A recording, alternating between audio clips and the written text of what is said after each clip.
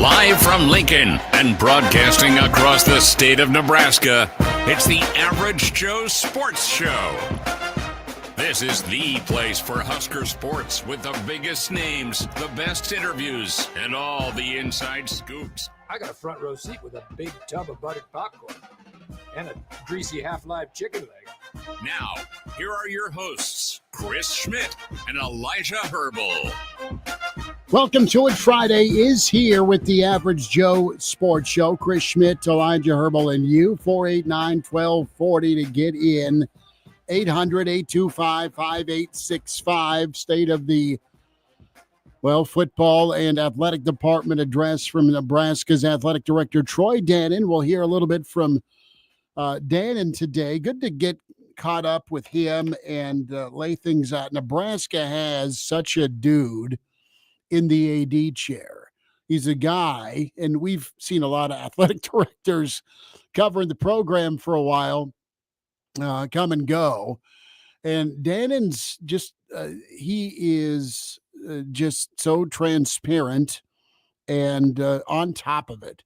You want to talk about a monster gig? Dollars, cents, NIL programs. You're the man overseeing, judging, jury with success, fan base. I mean, just go through the bullet points that the entity of Nebraska athletics is. And he laid out a bunch of good stuff today. So we'll hear a little bit from Troy Dannen on that. And he's real, man. He's a guy that you could have a beer with, and not always the case. Sometimes you sit down with some dude that entertains, and maybe your wallet's gone by the end of the night. Troy Dannen's, Troy Dannen's just a regular dude, and I mean that in a complimentary way. Good way. Brian Christopherson, Husker 24/7 Sports, going to join us here in about 15 minutes. Get some thoughts from him. Scrimmage tomorrow for Nebraska football. Bill Doleman, Pride of Fairbury, with us in hour two. He's imaginary. He wears red. He is back. Clausborne coming up at 5:40 today. We'll get your comments, your thoughts. Always subscribe and like. Tell a friend here about the Average Joe Sports Show. We'll be at it tomorrow morning, 7:45-ish on YouTube, 7 days a week. Sunday live at 10:30. And watch also on Twitter. Can follow us there, AJ Sports Radio. So Elijah Herbel and Herbal Essence at Schmidt_radio for me. Do want to throw this as a Friday topic out. So we're 20 days away from Husker football at Arrowhead. You, the Nebraska fan, I got to ask, what are you dusting off? What are you watching on YouTube? What's your go-to game? What game do you watch to get geared up and ready for football season? I've told you this before, Schmitty. This is an aside. I'll get to your actual question here in a bit, but I have a long tradition. I think going on 4 or 5 years. I watched Rudy right before the first weekend of college football. I know you don't like that movie. I don't. Because we've had this conversation before, but I unfortunately love that movie. I want the director's cut where Georgia Tech puts a 2-minute drill together and wins at the end. Yo, you don't like being inspired? You don't like a good underdog story? Yeah. Now, Rudy's life after Notre Dame, he's got some. I was wanting Vince Vaughn to, put a cigarette out on him. You're just a hater. No, I love a good movie. It's inspiring. I love walk-ons. It's what college football is all about. In the day and age, you mean having a head coach that wouldn't play the guy even though he earned playing time? Well, he was the. Okay, Schmitty, I was more talking about the fact that it embodies the dream that college football is for so many people. Oh, I appreciate that. The dream of glory, the dream of a better life. It's what college football is all about in a time in which college football has gotten away from that. The dream of getting out of a steel mill town. Exactly. Exactly. I can go work at the plant with Dad, or I can go give my all and get my kicked for 4 years by an All-American. And then eventually go to jail for fraud. No one tells you that part of the Rudy story. Yeah. See, we need a sequel. Rudy after college. Rudy, the club fed years. Rudy, how you doing? Hey, I've gotten great at tennis doubles. Hey, regardless, inspiring movie. And That's it gets my me in the mood for problem college with football. Rudy. We didn't get the whole story. Okay. Stephen Lincoln's on the phone lines here. Steve, welcome in. Go ahead. Thank you again, Chris and Elijah. I understand fully you guys have your radio plate full. I'll be quick since we're talking football, specifically Husker football. Let's hear it from both of you, Chris and Elijah. Regular season only, Nebraska Cornhusker football. What will their total win number be this season, regular season? You have the hot mic, Chris, Elijah. Thank you. Steve, thank you. We will tell you on the weekend edition. We are doing incremental projections. Mm-hmm. We are not, as of August 8th, ready yet to go 8, 9, 10, 7. That is your reason for firing up the old YouTube machine every single weekend, or your one of many reasons, or one of your whatever Spotify, Apple Podcasts, Amazon Music you use. It's to check out the weekend edition where the Iron Horse, Gary Sharp, Brandon Vogel, Bill Doleman, they all join us in the weekend edition. So that is one of many reasons. Mark Cranack. Well, we're getting to the freak in the sheets, Excel sheets. We've been doing all our predictions on an Excel sheet. We have to do. I think we have to do 6 weeks this week. Considering We have to do two renditions. Yes. Yeah. So it is going to be a big show tomorrow. We'll save that for tomorrow, but make sure you check out the weekend edition. You're missing out if you don't. Thank you. Yes. Yeah. So, Steve, thanks for the phone call. The answer is stay tuned. All right. We'll get our win total. Everyone will have a win projection. It will add up. We'll have a regular season total the Saturday before Arrowhead. Mm-hmm. So next weekend, got to do last weekend, this weekend, and then we'll do the dreaded month of November a week from Saturday. And that's where we'll go. We'll see what Nebraska ends up with. But back to your original question here about what is it? Are you talking which former Husker game? Yes. You fire it up? What Nebraska game do you fire up to get ready for football season? It's a good question. Are you? I think the go-to, and I still had. Once upon a time, Dad had most of the '83 season on VHS. And a few games, I think a few Sugar Bowls. I think they went to a couple Sugar Bowls on the dreaded beta. Now I can just go to YouTube.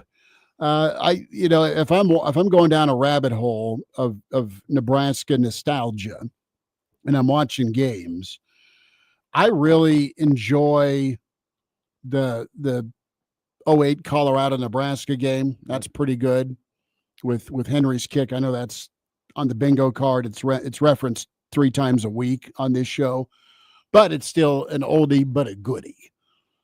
Going back, I think the Fiesta Bowl's are incredible, where Spurrier eats his visor by halftime. And then from a more recent or modern look, I mean, the Michigan State game of 2015 is pretty good. I go 2010 K-State, a Thursday night. Okay. In Little Apple. Like watching that? Well, that was honestly one of the high points of my entire childhood watching Husker football. Nebraska was a top 10 team. They go lay the wood to a team that people thought was pretty good in Kansas State, and Nebraska just goes and absolutely dominates them. I mean, the look on K-State fans' faces is all you need to get fired up for Husker football season. To see what the Big Red Machine did to that K-State fandom that night, it was brutal. Final score, do you know, Schmidt, off the top of your head? 50, they put up half 100. It was 48-13, which is worse than I thought. Okay, yeah. It was all 90-yard runs. No, 2010 was pretty special until the Texas game. Mm-hmm. You crush Washington, you kill K-State. Their bounce back against Oklahoma State was phenomenal. That was a shootout. That was the most fun game. Wasn't that a Holgerson-led offense? Yeah, it was. I'm pretty sure it was. Yeah, putting up 41 against Bo. But Bo, 51 points offensively. Taylor Martinez went for 107 rushing and 300 passing. Think about that day. That was big. Great ball game there. So yeah, the Okie State game I dust off, but anything in the You know what's a good game? that- The 2013 Michigan game's pretty good. Randy Gregory goes off. Yeah. Amir Abdullah goes Well, how off. about was it 2013 Miami at home? 2014. 2014. 2013 was when you were on the road and lost. Yeah. Was that 2015? 15. I was 15. Okay. 14 at home. That was a good one. Yeah, 14 was good. That was pretty good. So submit your ball games in the stream. You know what likely will be one of those games for a while for a lot of folks? 2024 Colorado. Yeah. That's going to be one of those games that people dust off to get themselves fired up for football. Sure. Memorial Stadium was one of the livest it's been probably since that Miami game, maybe Oregon. But Memorial Stadium was live. You have some great moments in there. The pick six, the 2 4th down stops. Dylan Raiola's heave down to, I think that was down to Ja'Cory Barney. Mm-hmm. Or was that was Jalen Lloyd, where he's rolling out of the pocket and goes cross-body down the field to Lloyd. I mean, just lots of moments in that game that stand out. I wonder if that's a game that people are going to be checking out 5-10 years down the road to be like, let's get fired up for us. I enjoyed the radio replay of it. I mean, it's incredible. Let's hear a little bit from Troy Dannen before we get our starting 5 shout outs. Did he get into what game he watches to get fired up? No, that's a question for the next press conference. Maybe. Possibly so. Next State of the Nebraska address. But when it comes to Nebraska's financial model, that's one thing that I circled and listened to, and Nebraska's been able to navigate this new world of college football because of how they've saved and how they've spent their money. They've been very attentive to what the future may hold, and they know that there's not this magic field of money trees that grow. It's time to win. Here's Troy Dannen. I want to talk about the Nebraska model for a second. I would tell you, now having been here about 18 months, the number one job that I have, and all of you think it's winning. And when I say I mean I and my team, our department. It's winning games. Now, faculty will tell you it's graduation and grade point averages, and the CFO will tell you it's balancing the budget. But the number one priority is protecting the financial model that I walked into, that had been developed over the years, a financial model that's possible because of those attendance numbers I talked about earlier. That's why the financial model is viable here. And that financial model is this. We don't take any student fees. We don't take any institutional subsidies. We don't take any state dollars. We pay full rack rate for scholarships. There's no out-of-state differential waivers. And we pay the last 2 years and this year again, $5 million back to the university as a subsidy. That financial model has to be protected at all costs. It's that financial model that allowed us to do essentially nothing draconian to get to the 20.5. And that 20.5 is growing 4% a year. That cost is going to continue. It allowed us to not raise ticket prices. It allowed us to not reduce the subsidy. It allowed us to keep budgets whole through the 24 sport lineup. That financial model is the fuse that's going to light whatever success we have. And so I will tell you, we will protect it at all cost. So, amen. I mean, think about what he just laid out there. Nobody, I shouldn't say nobody, but very, very few can tout that right now with an athletic department. On top of the fact they're self-sufficient, they raise their own dollars, it's their own piggy bank, and they hand $5 million back to the university. Well, just look at the minimal debt. Scott Doctrin had a piece this week on the Big Ten schools potentially going and looking for private equity to fund their athletic departments. Nebraska, minimal debt. Illinois is in over $300 million of debt. They spend $20+ million a year just paying back their debt. Think about what that does for your athletic department. Whenever you say, hey, how much money is we're spending on the players every single year with the rev share? That's how much we're also spending back with the banks just to get ourselves back closer to debt free.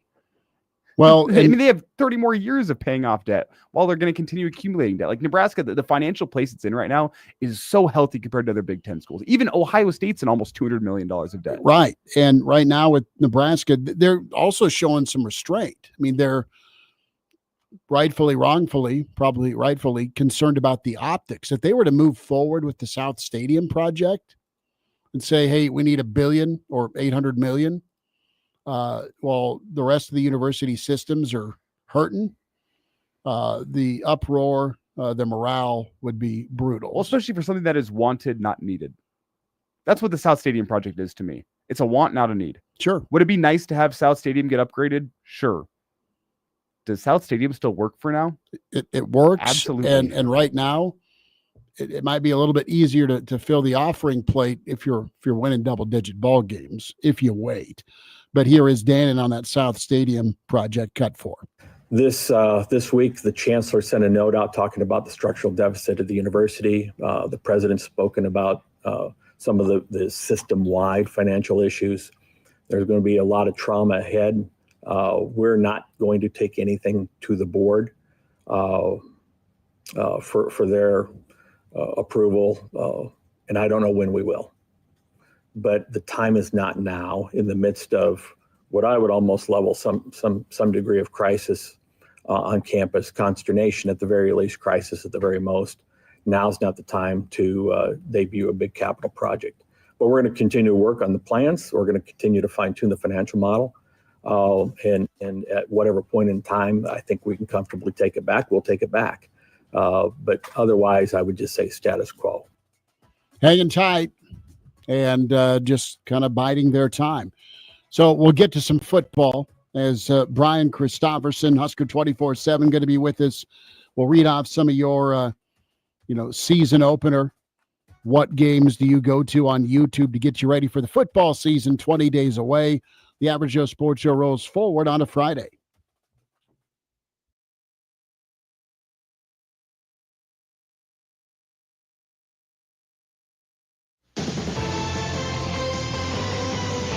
One last time, good afternoon from the 1011 newsroom. I'm Cole Miller. Coming up, as kids gear up to head back to school, a new state law kicks in, making changes when it comes to cell phones, how districts are adapting. Plus, before the year even gets underway, LPS says it has identified more than 100 students who are homeless, how they're getting help. And we hear from AD Troy Dannen on the state of the Cornhuskers. These stories and more tonight. This is a special notice to U.S. taxpayers owing $10,000 or more to the IRS. Tax Relief Advocates is urgently notifying taxpayers that tax relief initiatives are now available that may significantly reduce or eliminate what you owe. If you're afraid of an IRS lien, levy, or wage garnishment, don't lose hope. You can now take advantage of these current relief programs to end all collections, reduce the amount you owe, and resolve your tax problem. Even if you have years of unfiled tax returns or are already in a payment plan, you may still qualify for significant relief. Struggling taxpayers can now get relief they need during these hard economic times. A hotline has been established by Tax Relief Advocates for you to call and see what you qualify for. They are A+ rated with the BBB and have over 1,000 5-star reviews. Don't wait. Call 800-575-7147. 800-575-7147. That's 800-575-7147 or simply visit TRA.com. Must qualify for enrollment. Results may vary. Hey, it's Crash Gladys from Speed Freaks. Are you still paying full price for gas? Stop leaving money behind. Get real cash back every time you fill up with the free Upside app. Simply download the free Upside app in the App Store or Google Play right now and start earning cash at the pump today. Use limited time promo code ADULT and get an extra 25 cents back per gallon on your first fill up. Listeners are making $200 to $300 a year just from buying the gas they already needed. Don't wait. Download the free Upside app now and use promo code ADULT to redeem your 25 cent per gallon bonus. That's promo code ADULT. Yeah, at first I thought it was too good to be true, but it's completely legit. Plus, you can cash out anytime. Don't let this offer drive on by. Download the free Upside app now by using limited time promo code ADULT. That's promo code ADULT for a limited time 25 cents per gallon bonus. Offers vary by user and location. Go to upside.com for terms and conditions. Make plans to attend Brews at the Zoo Saturday, August 9th. Enjoy an evening of food, craft beer, and music at the Lincoln Children's Zoo. There'll be plenty of hops to go around featuring brews from Zipline, White Elm, Empyrean Ales, Code Beer Company, Glacial Till, Stone Hollow, and more. Plus, live music from Lemon Fresh Day. Brews at the Zoo. We're back with more. It's the Average Joe Sports Show with Chris Schmidt and Elijah Herbel. We'll get our starting five shout-outs and your go-to games before the season submission. Game Dog, way to frame that, and good list. Some of you put games in.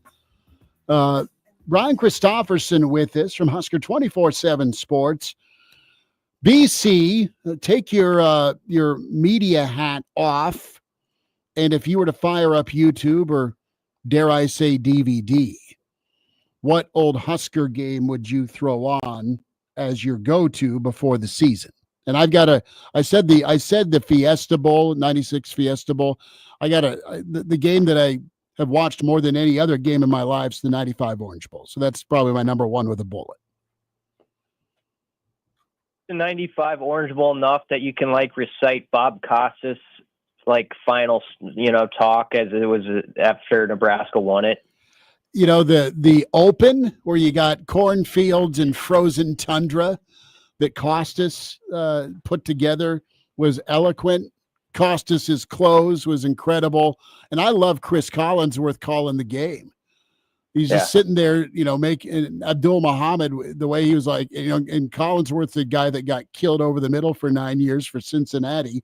He's like, look at Abdul, man, just making hit, and taking hit. It was pretty good. Yeah, except Chris did say in the middle of that game, he's like, they can't do it with Frazier running the option. At one point, he's like, it's not going to work against this defense. And of course, they come back to Frazier in the end, and it does work. But I agree, it is. Yeah. It is fun hearing him call it as he was kind of on the rise as a broadcaster. I always remember when Nebraska tied that game on the 2-point conversion, Collinsworth was like, he can't throw. It's tied. And then they had a good shot of the band and everything. And that was a cool moment. But I'm trying to think of a wild card that a game people don't think about as much anymore. I'd maybe throw out Nebraska, Oklahoma, 1991, which you can find on YouTube, played in basically an ice rink field, where the late Calvin Jones runs it in late in the game to make it 1914. There was an overwhelmingly great defense chant throughout the stadium, the old fashioned defense, that sort of deal, which you don't hear as much anymore. So that would be one. Nebraska at Notre Dame on the NBC broadcast is a good one to go cut to the fourth quarter, and when they go to OT and Nebraska's on the ropes but pulls it out. So those are a couple of that I'll insert into the party. It's not quite the last time Nebraska scored in overtime, but almost.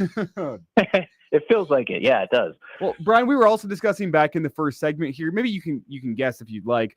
One member of this show is a fan of the movie Rudy and uses it to get fired up for football season. The other member of this show is not a fan of Rudy and does not watch the movie unless they are forced to.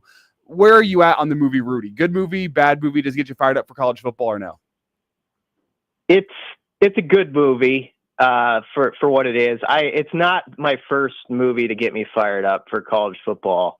I have probably a weird vote. I don't know why, but We Are Marshall connects to me I kind of expected that reaction. No, that's good. That's way better. We Are Marshall's way better than Rudy. So you now know who is not the Rudy fan among this show. I'm okay with Rudy. I don't want to watch it every year before the season. If you want a sports movie that I will watch the night before opening day of that particular sport, it's probably Moneyball. With baseball, Moneyball, I will go in on right before the first week of baseball. With football, I don't do it as much. Maybe you go, find the clip from Remember the Titans when they're getting hosed by the referees, and he gathers the boys together and he takes Ryan Gosling he puts Ryan Gosling in the lineup, and you can tell Gosling doesn't think he should even make that move, but they do it anyway. All I can say is it's a good thing the Rush got home for the guys on that Remember the Titans team, because Gosling looked like a liability to me. He is fighting for his life to make the new roster limitations.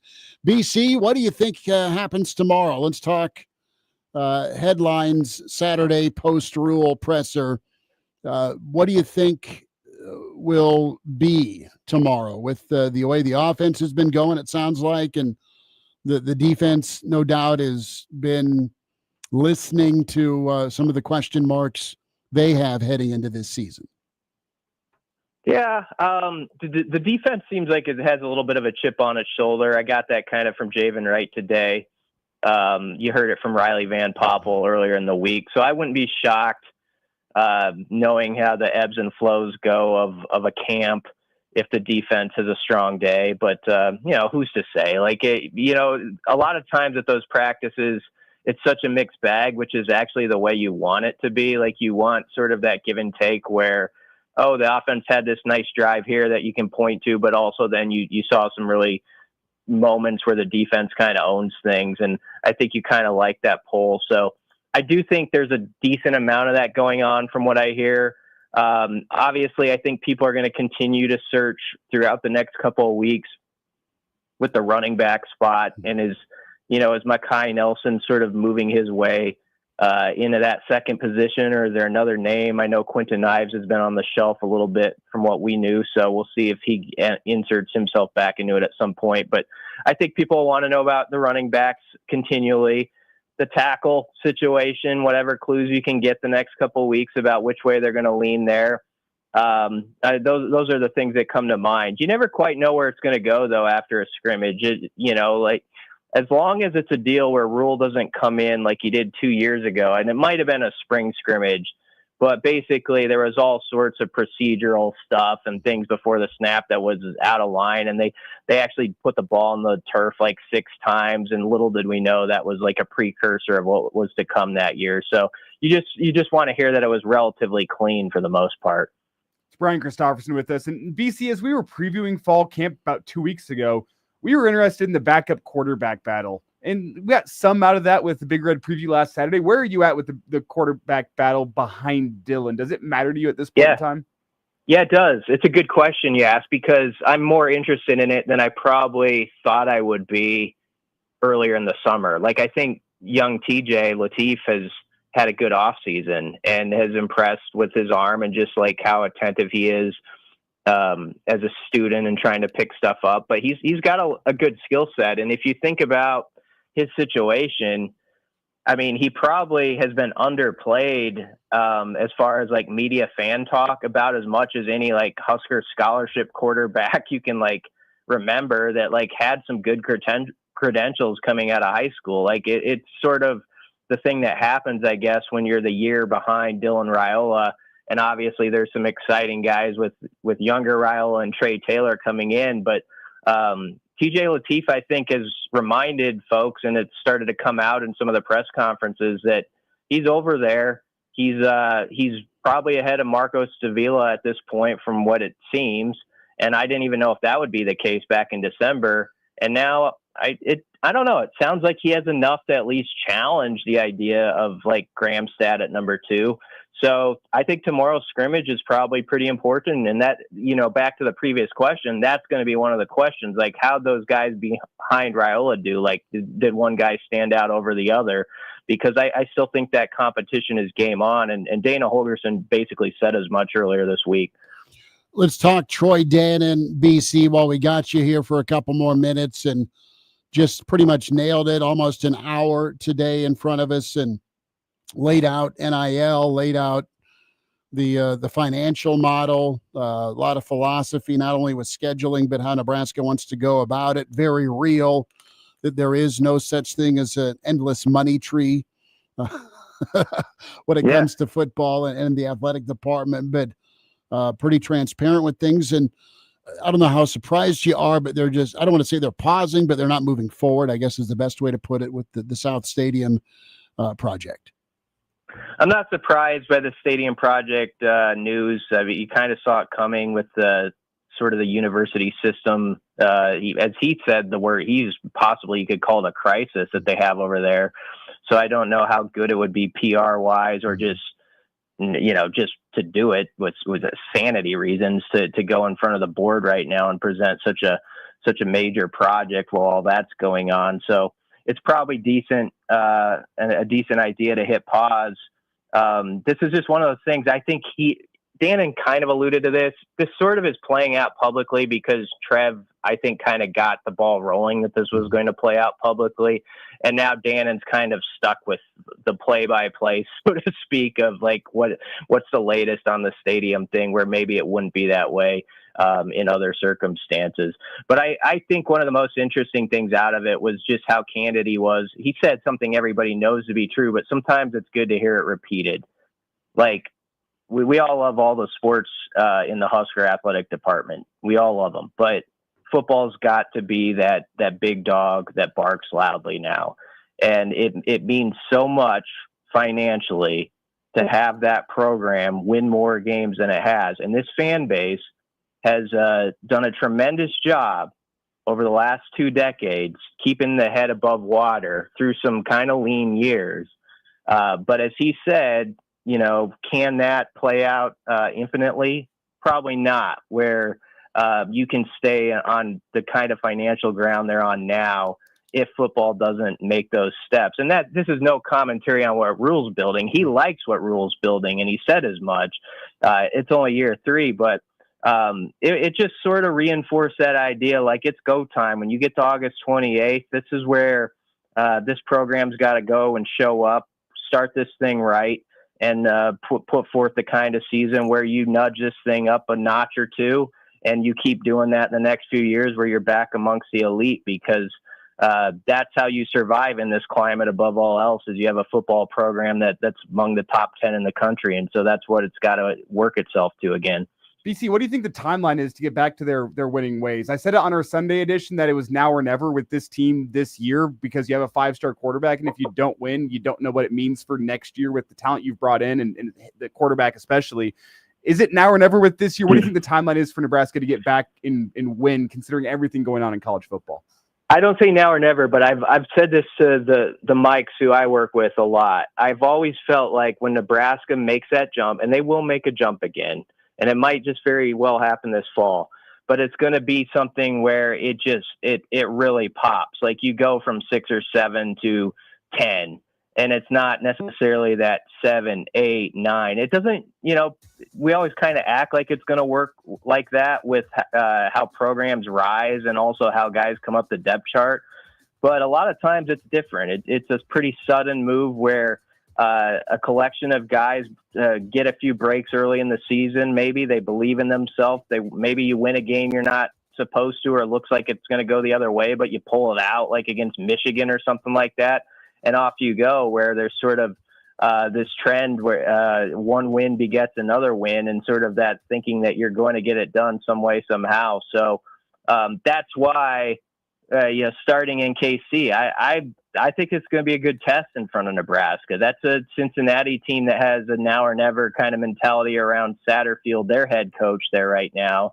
And they've done some serious portal work. They bring back a good quarterback. They have a very good D tackles, a 3-time all-conference guy, a tight end who's a top 3-round draft pick. That's a good football team that's going to be in front of Nebraska. So they've got to be dialed in to start this thing right. But back to your question, yeah, I think it can happen in the next couple of years, but this is a critical year because you do have Raiola back. You have guys who want to play with Raiola. If you can get momentum with that can really feed your situation the next few years, where you do kind of like the quarterback recruits you have coming in too. Brian Christopherson with us, Husker 24/7 Sports. BC, we'll check in tomorrow with you down at the presser, and appreciate your time, bud. Yeah. Thanks for having me, guys.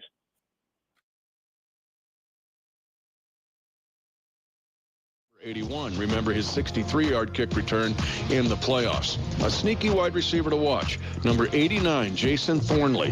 He looks like Otis Taylor wearing that number when he breaks the huddle. He's been spectacular this week in camp. Tight end, we all know about Travis Kelce and Noah Gray, but who's next? On the defensive side, it's a battle for spots in the secondary. For example, Joshua Williams is in his 4th year. He's got 2 Super Bowl rings, 9 postseason wins, and right now he's trying to play his way on the team. Young players will be under scrutiny, like rookie cornerback number 20, Noel Williams, and number 30, Christian Roland Wallace, in his 2nd year. Finally, pay attention to every kick return by both teams. The new rules, tweaked this year, are going to determine games. The Chiefs need to be stellar in returns and in coverage. It's the Valley of the Sun. It's preseason game number 1, and I'm Mitch Holtis, voice of the Chiefs.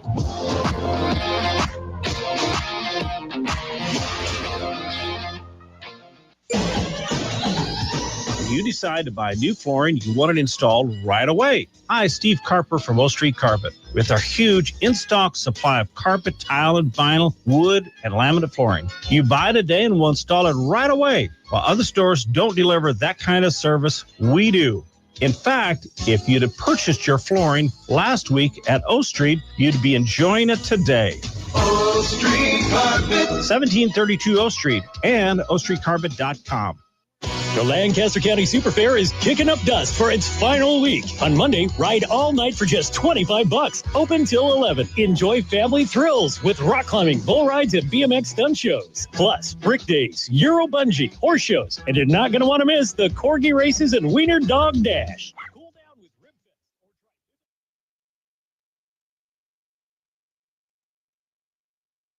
We're back with more. It's the Average Joe Sports Show with Chris Schmidt and Elijah Herbel.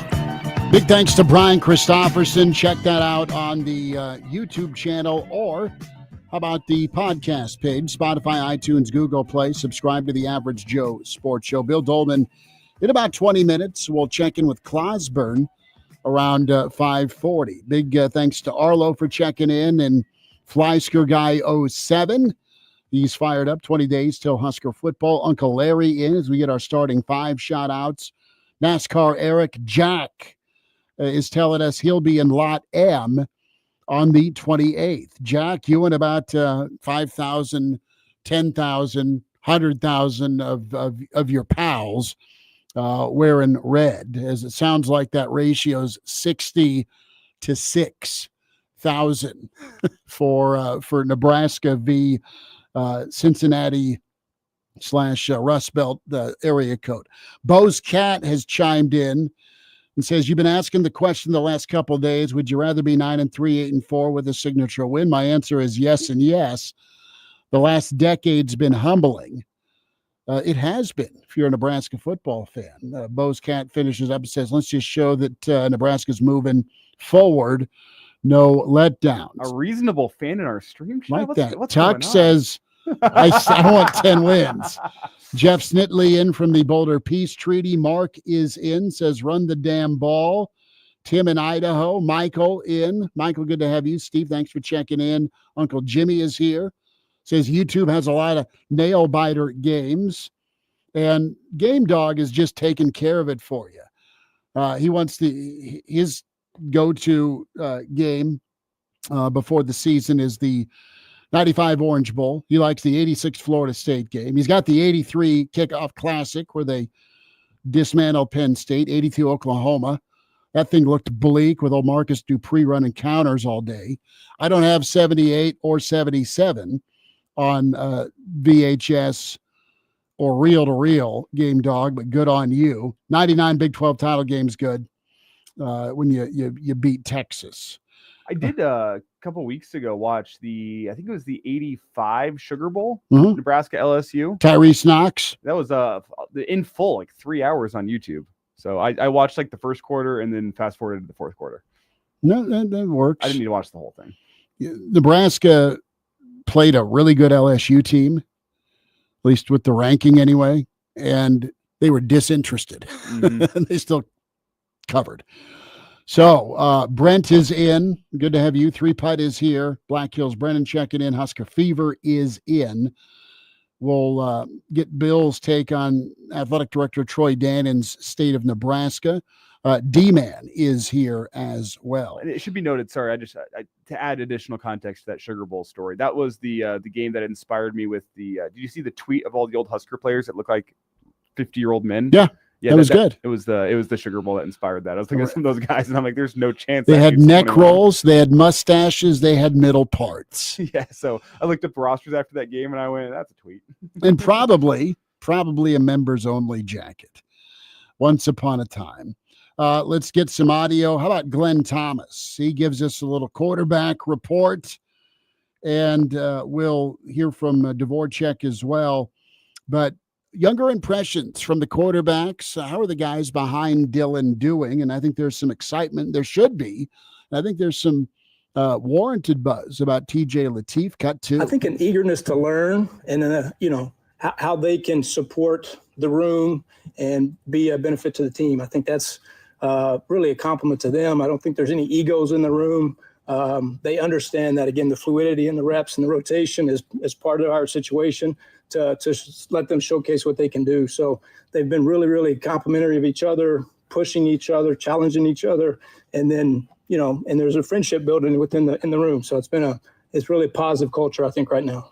So I really like hearing from Glenn Thomas. We get him from time to time, and the guy's a really good quarterbacks coach. What Nebraska has an opportunity to do right now, think about this, and it's been a situation where Nebraska's had eras of printing linemen. You've had incredible offensive linemen. You've had years where you've had a guy drafted in the first round of the NFL draft that's played defensive line for you. His backup eventually ends up going first, second, or third round. You have reloaded that position. Nebraska has an opportunity right now with Dana Holgorsen calling the plays, Glenn Thomas tutoring the quarterbacks, to put a run together.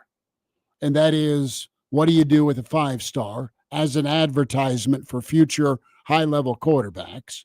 What's Dylan do this year, next year? What do you get from a development standpoint out of Latif? Because he was very heralded. Mm-hmm. You went and picked him out. You've passed on some 500-mile radius talent to go get the guy you really like. You've picked the best player in your eyes. It's an exact science. And then behind that, you've got Trey, you've got Dayton. I don't know that you hit on all these quarterbacks or they all stick around. Maybe you pay them to stay in this NIL era where, okay, you want to go play somewhere, totally get it. But maybe Nebraska can reverse the trend of quarterback battles with high-profile recruits that, okay, if you don't win the job, okay, you stay. You stay and you get better. Because by the time Latif has a chance, we presume, to go win the job, he'll be competing with probably Trey Taylor. He will be. He'll be competing with Dayton Raiola, but he'll have 2 years in the system. On top of, if Nebraska starts winning and winning by more than 3 or 7, he'll get in the game and have some live game option. Let's not have a Cody Green, Tristan Gebbia type situation. Sure, where the guy's been in school for 40 years and he's never played in a game. So that is what is on tap here potentially for Nebraska football if they get it right on the field, on the recruiting trail, and in the meeting rooms. Mm-hmm. And I think they have a real chance to do that. I mean, if you could stack your quarterback room where you just hand the baton off at the most important position in football, there you go. What killed Michigan after a title run? They didn't have anyone ready or willing or able to at least match what McCarthy was able to do. Why is Ohio State always a college football playoff Because they contender? got first-round quarterbacks waiting. Mm-hmm. And if they don't have one that's ready, they go get somebody that fits. Be that team in the Big Ten. More on the backup quarterbacks here. Cut 3 on Davila and Latif. Yeah, I think it's been great. I mean, it's ideal as far as, reinforcing the standard is the standard. It doesn't matter if Dylan's in there or the fourth quarterback's in there, right? The standard is you perform and you execute like the expectation is that everybody's on the field has. So I think that's ideal in that situation. And everybody understands that, takes that serious. And once they're in there, whether you get 1 or 2 reps, you need to compete at a high level. And let's squeeze in TJ's progression, Latif's move from spring ball to now. Yeah, excited about particularly his skill set. He can really throw it. As you guys can see, he's athletic. He can make some plays off schedule. He's starting to see the field better and better every day. Practice, he's literally right behind Dylan trying to get that visual of what's happening as far as post-snap confirmation, and excited about his eagerness and urgency to learn and the proactive nature he goes about it. So that is Glenn Thomas. We'll wind down this first hour of the Average Joe Sports Show. Like and subscribe on YouTube, the Average Joe Sports Show, Spotify, iTunes, Google Play. Bill Doleman, about 15 minutes away here with the Average Joes.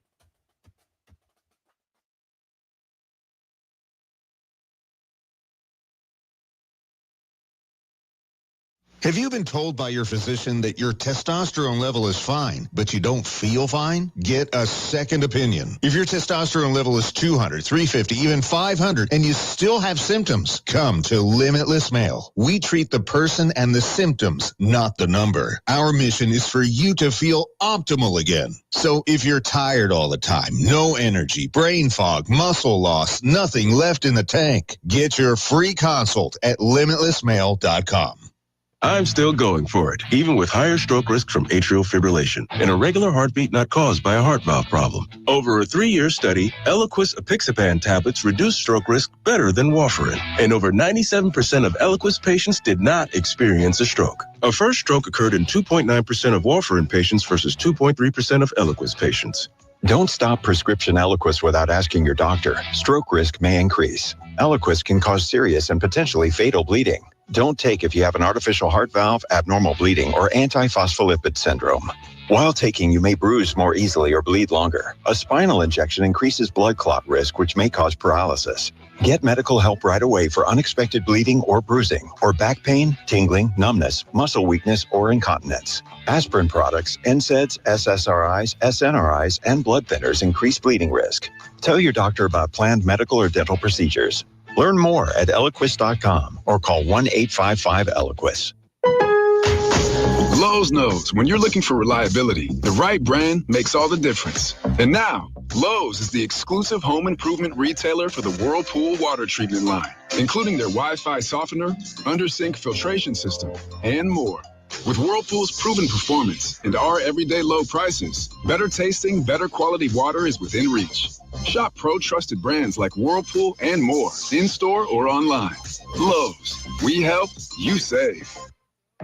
If you have back-to-school shopping to do, then you should make Macy's your first stop. That's because your Macy's store has back-to-school essentials at incredible prices, like complete looks from Epic Threads, Levi's, and Abercrombie Kids. Character outfits from Hello Kitty, Mickey, and Minnie Mouse. Plus, backpacks from JanSport and High Sierra. The best part? Get it all for 25 to 50% off. That's right, up to half off. But hurry in. These back-to-school deals end Sunday at Macy's. Savings off already produced prices. Exclusions apply.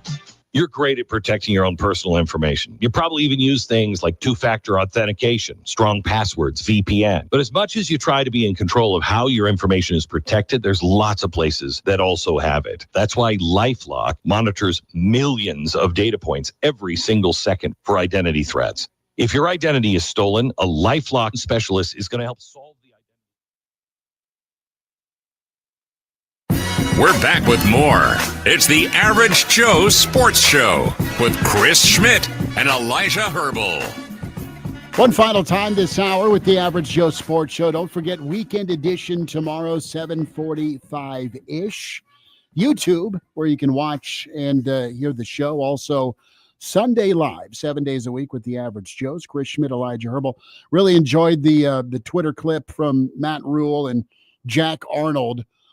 Brother, I love backyard barbecues. I love throwing and firing up the grill. I like the scene and setting of a pool in the backdrop, and then just the different video shots of the spread that Coach Rhule had for the fellas over at his place. That sounds like a hell of a side hustle, being a professional backyard barbecuer. I would love to start a side hustle doing that. Yeah. It'd be good. I mean, I've tried to cook for you and Willie J and Doleman from time to time if we're watching a ball game and it's still not brutal weather. Those and ribs I know you made that one time were great. The beef ribs. Yeah, the short ribs are the way to go. But I mean the backyard September road game football party. I mean, Bunny moved the smoker into the garage. I haven't dusted the smoker off for maybe since the Frost era. Well, here's what we'll do, Schmitty. After Nebraska-Houston Christian, we'll wrap up the post-game show. You can come over to my place. We'll grill out for the Bud Crawford fight. I'll throw something on the smoker. Are we going to Vegas? If we can, I would. Okay. Well, either way, backup plan. But no, yeah, Schmitty, I do want to go to Vegas for that Bud Crawford fight. Speaking of, if you'd like to sponsor the Average Joe Sports Show, send us to Vegas. No, what I can do is Junior's about ready to move down to his fraternity house. So I'm gonna. Is he living in the house? Yeah, he is. Oh, I hope it's. I hope, brother. He's gonna learn a lot about himself. Well, what I hope is this, and this sounds horrible about to talk about your own child this way, but you've tried and tried and tried to say, when you're done eating your yogurt and granola, your protein, maybe rinse it out instead of leaving it in the sink for 17 years. I'm hoping there's some sort of Full Metal Jacket reenactment with a bar of soap and a sock that teaches him pick up after yourself, because clearly stern words and wonderful suggestions haven't helped for 18 years. Yeah, no, there's gonna be that one guy at the frat house where you go in their room and you go, oh, I'm gonna continue picking up after myself because I can't be you. Well, I mean, and he'll have his maybe it will be him. Who knows? He'll have his 3 other roommates, and maybe he'll end up by himself in his own room. He's because got 3 other roommates in the same room with him in the frat house. Yeah. That'll be fun.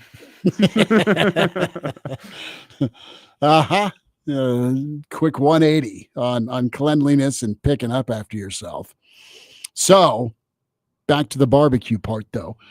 No, I think we should do something. Wait, are we going to do a road show from the frat house pregame? Well, I'm sure they have like parents' weekends and whatnot. No, I know. I've already put that into motion. If Michigan shuts us down at the Single Barrel and Graduate for a second Schmidt time. and Elijah from the frat house. Yeah. I've already said I need to talk to Eric Stratton down there, Russ Chairman. Dan, glad to meet you. We may need a venue. Otherwise, we're set, man.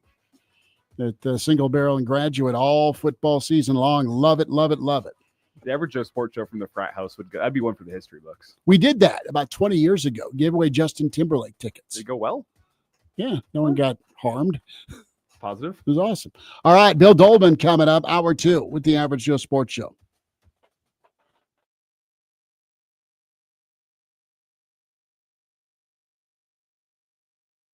This is a special notice to U.S. taxpayers owing $10,000 or more to the IRS. Tax Relief Advocates is urgently notifying taxpayers that tax relief initiatives are now available that may significantly reduce or eliminate what you owe. If you're afraid of an IRS lien, levy, or wage garnishment, don't lose hope. You can now take advantage of these current relief programs to end all collections, reduce the amount you owe, and resolve your tax problem. Even if you have years of unfiled tax returns or are already in a payment plan, you may still qualify for significant relief. Struggling taxpayers can now get relief they need during these hard economic times. A hotline has been established by Tax Relief Advocates for you to call and see what you qualify for. They are A+ rated with the BBB and have over 1,000 5-star reviews. Don't wait. Call 800-575-7147. 800-575-7147. That's 800-575-7147, or simply visit TRA.com. Must qualify for enrollment. Results may vary. I'm still going for it, even with higher stroke risk from atrial fibrillation, an irregular heartbeat not caused by a heart valve problem. Over a 3-year study, Eliquis apixaban tablets reduced stroke risk better than warfarin, and over 97% of Eliquis patients did not experience a stroke. A first stroke occurred in 2.9% of warfarin patients versus 2.3% of Eliquis patients. Don't stop prescription Eliquis without asking your doctor. Stroke risk may increase. Eliquis can cause serious and potentially fatal bleeding. Don't take if you have an artificial heart valve, abnormal bleeding, or antiphospholipid syndrome. While taking, you may bruise more easily or bleed longer. A spinal injection increases blood clot risk, which may cause paralysis. Get medical help right away for unexpected bleeding or bruising, or back pain, tingling, numbness, muscle weakness, or incontinence. Aspirin products, NSAIDs, SSRIs, SNRIs, and blood thinners increase bleeding risk. Tell your doctor about planned medical or dental procedures. Learn more at Eliquis.com or call 1-855-ELIQUIS. Lincoln's local news, talk, sports, and weather station. FM 101.5, 1240 AM, KFOR, and KFRX HD3, Lincoln. From ABC News, I'm Brian Clark. Emory University in Atlanta said there's an active shooter on its campus. It's near the entrance for the Centers of Disease Control and Prevention. Police have not said if anyone was injured, but students are reacting. Many of my friends are inside there, along with my roommate, who's in there. And, there's nothing I can do except for feeling, sad or Scared? There's no information about a suspect. Meanwhile, across the country, a week-long manhunt is over in southwest Montana, where authorities have taken Michael Brown into custody.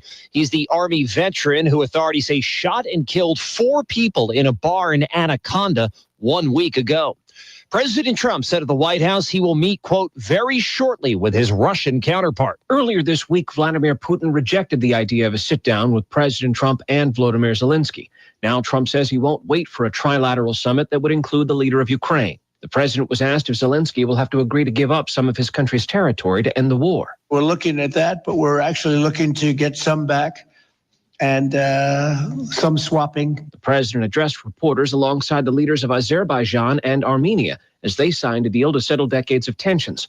Both men said they would jointly sponsor Trump for the Nobel Peace Prize. Stephen Portnoy, ABC News, Washington. President's government shakeup continues, removing Billy Long as IRS commissioner. Treasury Secretary Scott Bessent will take over on an interim basis. Triple-digit temperatures in the Southwest challenging firefighters battling a fast-growing wildfire in Southern California. ABC's Monica DeAnda has more. A lot of people that we talked to are just saying, we're ready to go. Some of them chose to leave last night. Others chose to stand by, and they're thankful to the firefighters who have really done as much as possible. But reality is, it is hot out here, and that coupled with dry brush could fuel the fire. You're listening to ABC News. I love a day on the water with friends, but my moderate to severe plaque psoriasis sometimes holds me back. Now I'm all in with clearer skin thanks to Skyrizi. Risankizumab Riza, a prescription-only 150 milligram injection for adults who are candidates for systemic or phototherapy. Teaching music is my passion, but my active psoriatic arthritis can limit me at times. Now I'm treating my joint symptoms with Skyrizi. With Skyrizi, most people with plaque psoriasis saw 90% clearer skin at 4 months. Or if you are an adult with active psoriatic arthritis, Skyrizi helps you move with less joint pain, stiffness, swelling, and fatigue. Don't use if allergic to Skyrizi. Serious allergic reactions, increased infections, or lower ability to fight them may occur. Before treatment, get checked for infections and tuberculosis. Tell your doctor about any flu-like symptoms or vaccines.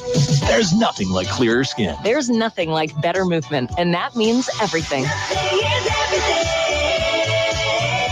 Ask your doctor about Skyrizi. Visit Skyrizi.com or call 1-866-SKY-RIZI to learn more. The first round of budget cuts for the University of Nebraska. Good afternoon, I'm Elijah Herbel, KFOR News. The University of Nebraska will offer buyouts this fall to tenured faculty nearing retirement age as leadership look for ways to close a budget shortfall. Today, Nebraska President Jeffrey Gold announced the Voluntary Separation Incentive Program, which would give tenured faculty age 62 or older the option to retire early and receive a lump sum payment equal to 70% of their base salary.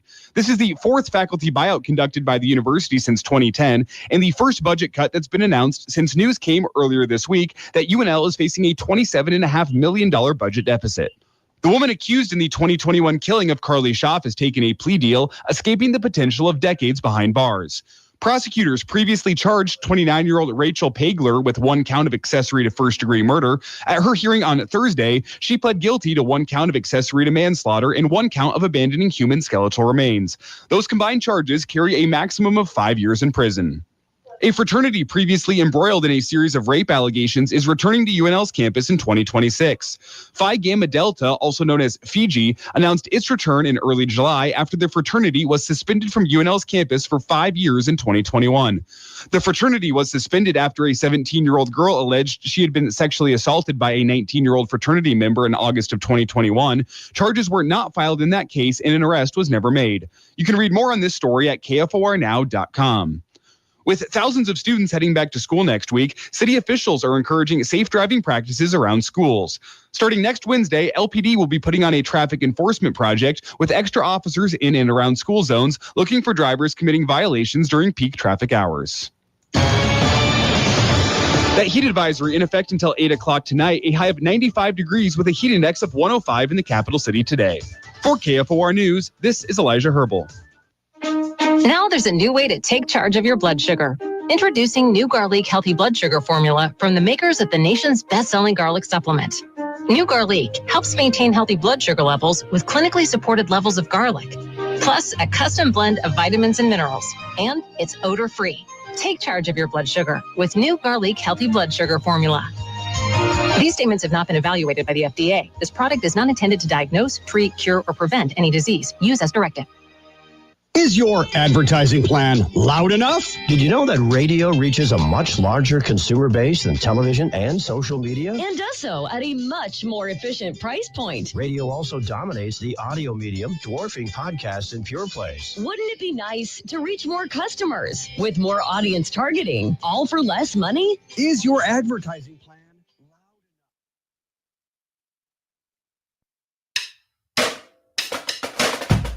Live from Lincoln and broadcasting across the state of Nebraska, it's the Average Joe Sports Show.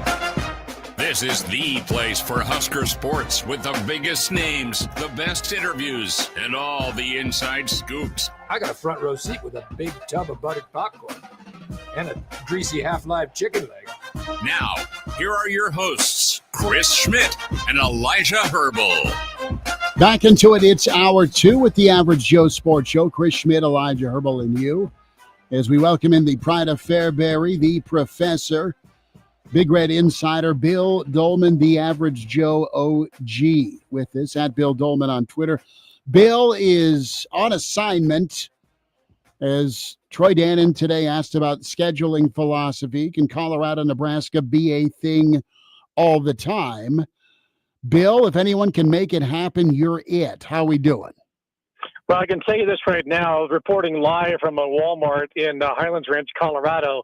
Nobody here seems to care a lick about Nebraska and Colorado playing football again. So it's just mere survival, as it usually is at a Walmart. But nobody's talking Husker about football where I'm at. So that's breaking news. Back to you. Bill, you were breaking up on us. Did you say you're live from the parking lot of a dispensary? Is that what I heard? There's more of those than there are Walmarts. I can guarantee you that. And they're probably close to one another. So technically, yes. Yeah, you're probably right about that. Yeah, my bad. So what'd you think? You saw Troy Dannen's presser today. He hit a bunch of things, man. South Stadium project, the Nebraska financial model, philosophy with NIL. I mean, it was all well-rounded by Troy Dannen. You know, there was something about the overall picture that he painted in watching. Geez, that was about 50 minutes that he was up there. And, you know, he's been on the job, as he mentioned, about 18 months. And, look, I don't know Troy Dannen. I've met him once, I think, and probably would not remember that. But he's had enough time to get acclimated to his job. It was very quick. Remember when he got hired within like 48 hours. And I think we can all put the puzzle pieces together as to how that all came about with Matt Rhule and Pat Kraft and Dannen's relationship to Kraft and the committees they've served on. If it wasn't going to be luring Kraft away from Penn State, this was the next best thing. And I was just struck, I was trying to listen to everything he was saying and taking notes. But then the overall picture came to me that he really is an impressive athletic director. I think he has a real good finger on the pulse of collegiate athletics, of NIL, the CSC, the economics, the Aramark stuff, the sensitivity to the budget situation going on at the University of Nebraska. I thought, you know, you can take each of the comments that he had and the subjects that he addressed, the questions that he answered, but I just sat back for a moment, thought Nebraska's really fortunate to have this guy leading the athletic department at this time. And I talked so much about it being a corporation, and it is.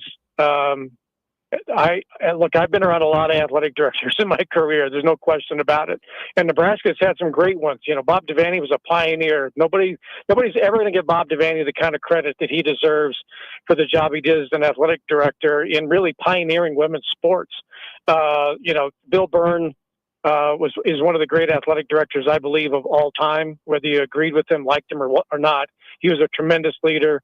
Tom Osborne, as Troy Dannen said today, will never get the credit that he fully deserves for getting Nebraska into the Big Ten when it did, because I'm not sure that happens today. And Nebraska certainly benefited financially from it. But I think after some of the really bad cases of the flu Nebraska's had in that chair, this is the guy they need, and hopefully they have him for a long time. And Bill, we talked earlier this summer about how this summer has felt like the real end of the mom and pop nature of Husker football and the Husker athletic department, where I don't want to say it's not about the fans anymore, but that's kind of what it feels like. And if you read in between the lines, Dannen said you have to be all in on winning.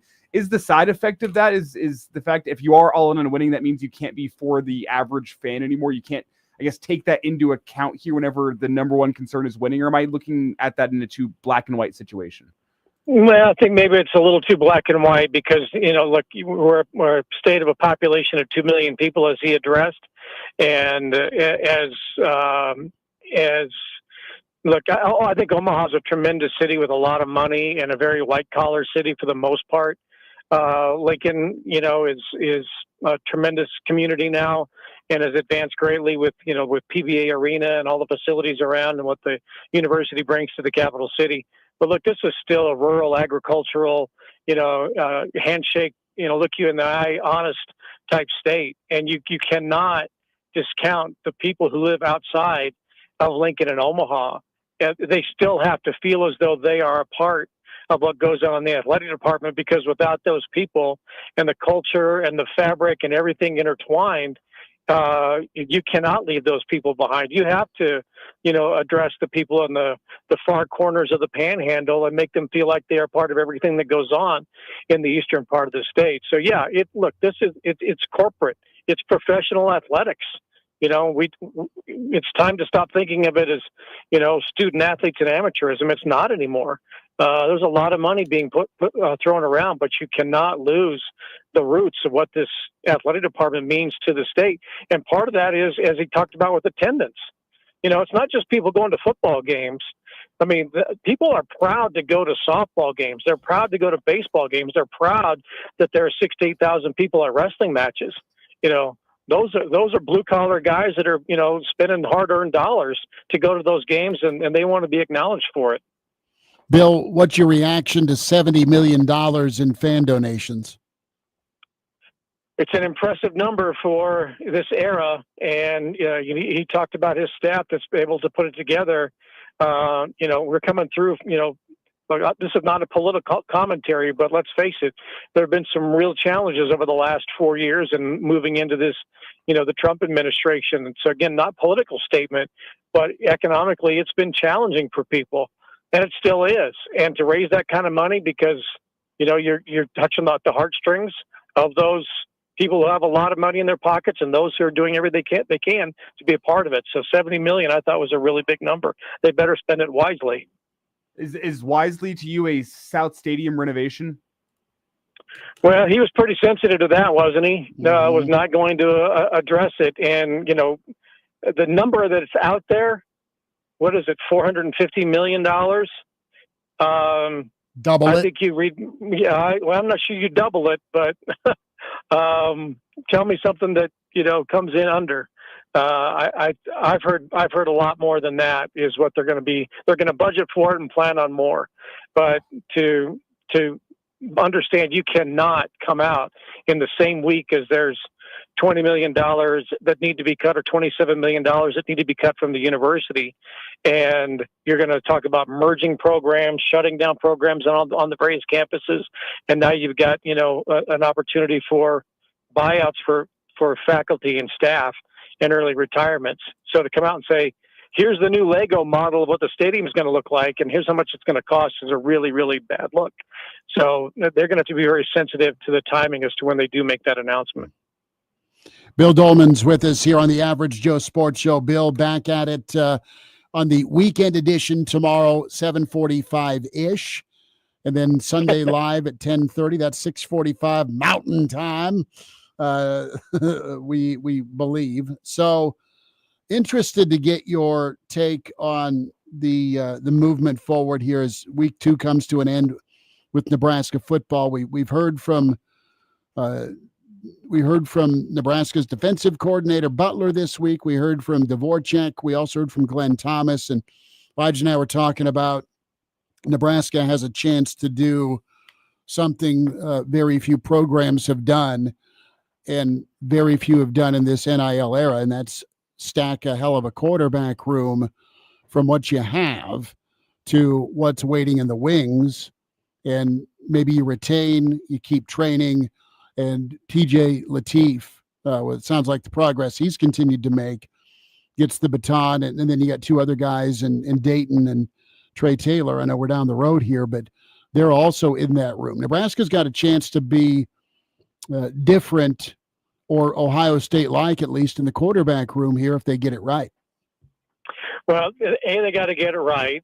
B, they got to get it right on the offensive line to keep them as the chances of being as healthy as possible, as high as they can.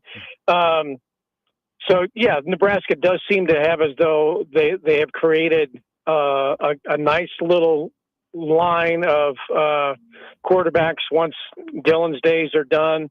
But who knows how good these kids are going to be? Dayton is 2 years away from, being able to make his mark, and Trey Taylor is he going into his junior season? Yeah, I think so. Yeah. I mean, the future of Nebraska football is 2030-ish. It's crazy to be thinking about that kind of thing, and you hope that they remain true to their commitment. That's a long time to do that, and who knows what money's going to be like and how enticing it might be.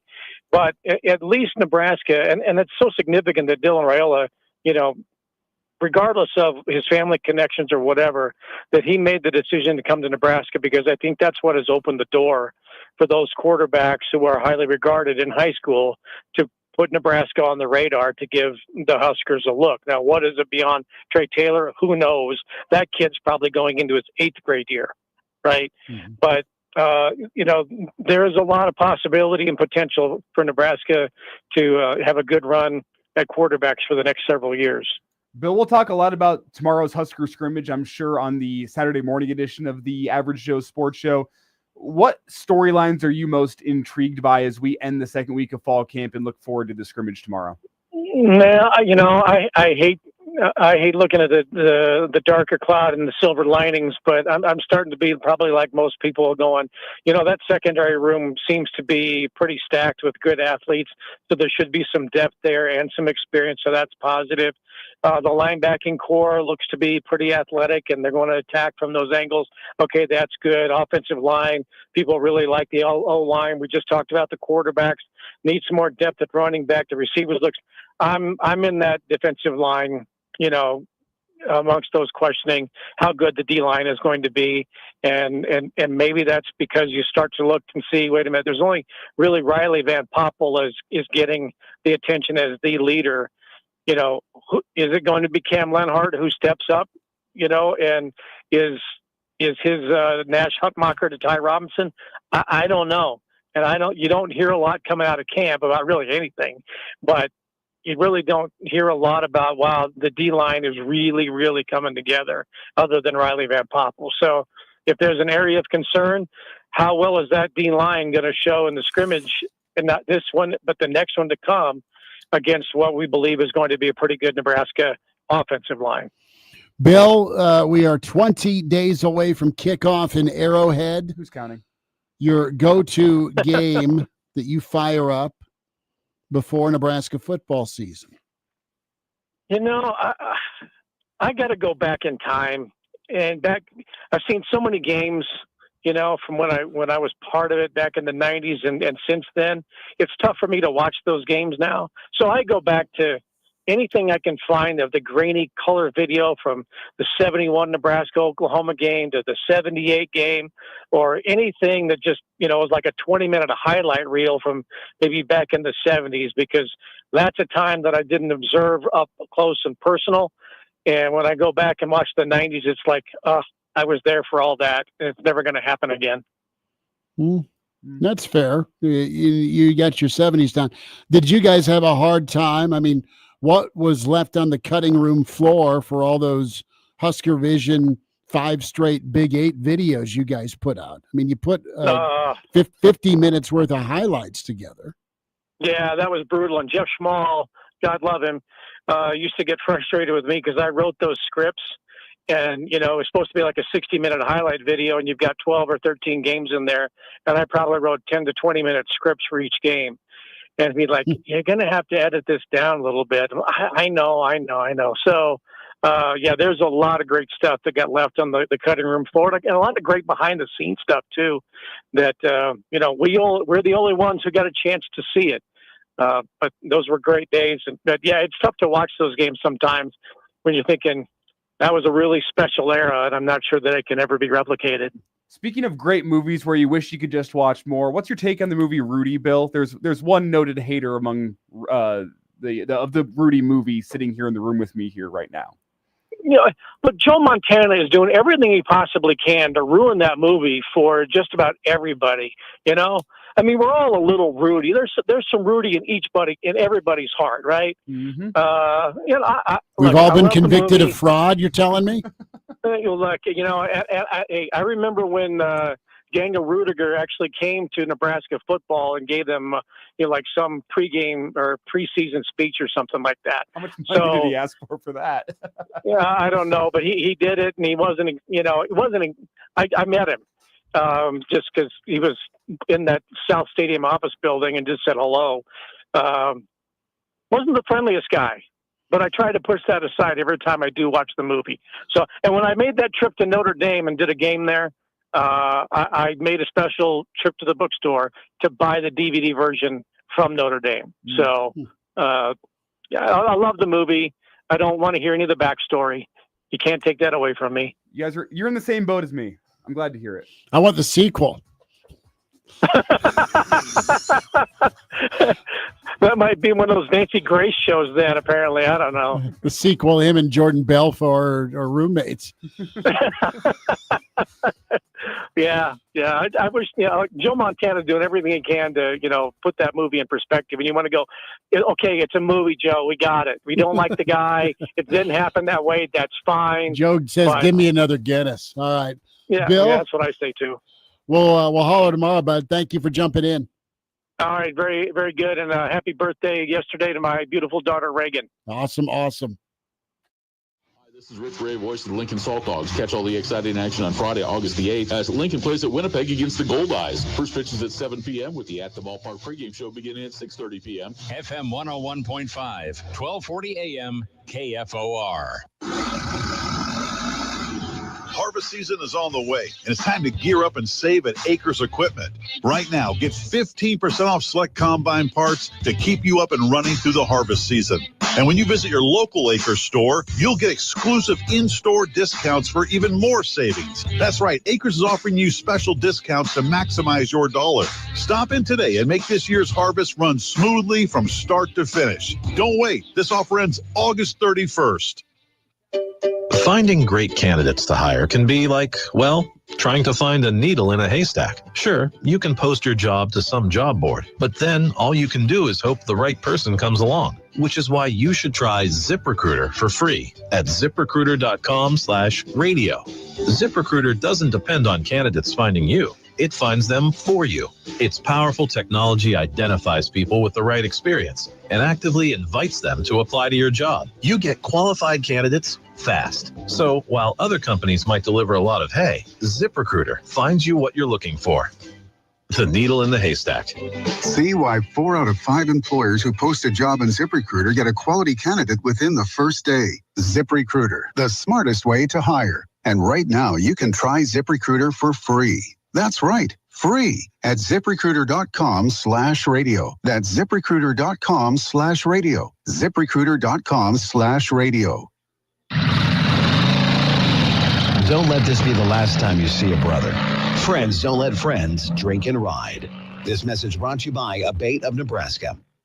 The Lancaster County Super Fair is kicking up dust for its final week. On Monday, ride all night for just $25. Open till 11. Enjoy family thrills with rock climbing, bull rides, and BMX stunt shows. Plus, brick days, Euro bungee, horse shows, and you're not going to want to miss the corgi races and wiener dog dash. Cool down with Rib Fest or try pickleball with pickle drinks and snacks. Closing out the week with 2 nights of extreme bull riding. Grab tickets in advance online and save $5. Superfair.org. Get the latest updates on local weather conditions, warnings, and watches. Text WARNING to 402-258-2800 to sign up for mobile alerts via text message from KFOR Mobile Weather Alerts powered by Lincoln Electric System. Standard message and data rates may apply.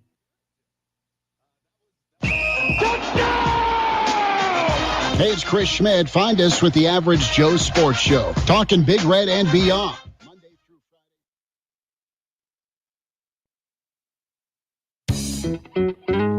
We're back with more. It's the Average Joe Sports Show with Chris Schmidt and Elijah Herbel.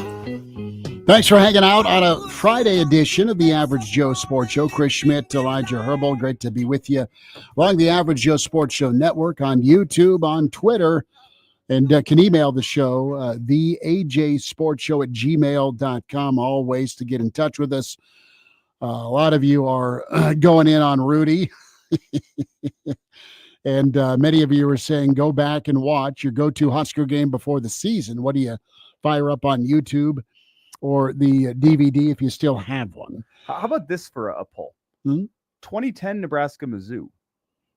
Yeah, Roy Halou. Mm-hmm. That was great. That offensive line was blocking that day. Oh, they went nuts. It's great if you're a Nebraska fan. It's cool to. We were working for Fox Sports Radio that game and did post-game interview with Roy for the kind of their Fox's version of ESPN Game Day, radio Game Day. Mm-hmm.